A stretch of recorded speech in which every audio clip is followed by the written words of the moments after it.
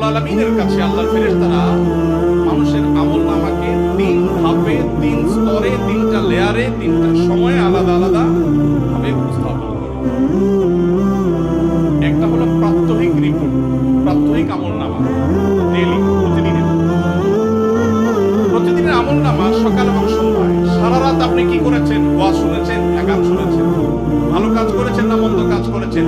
সারা রাতে কি করেছেন? প্রত্যেকটা মানুষের হিসাব আল্লাহ রাব্বুল আলামিনের কাছে প্রত্যেকটা ভোরে ওই রাতে ডিউটি থাকা ফেরেশতারা জমা দেন।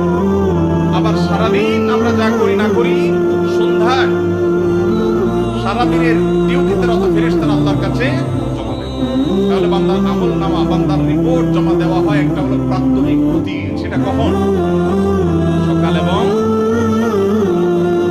বান্দার আমলনামা জমা দেওয়া হয় আরেকটা লেয়ারে। সেটা হলো প্রত্যেক সপ্তাহে 2 দিন, সোমবার এবং বৃহস্পতিবার।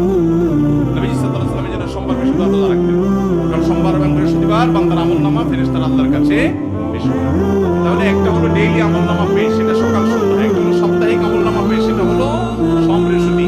আর একটা হলো বার্ষিক রিপোর্ট পেশ, সেটা কখন?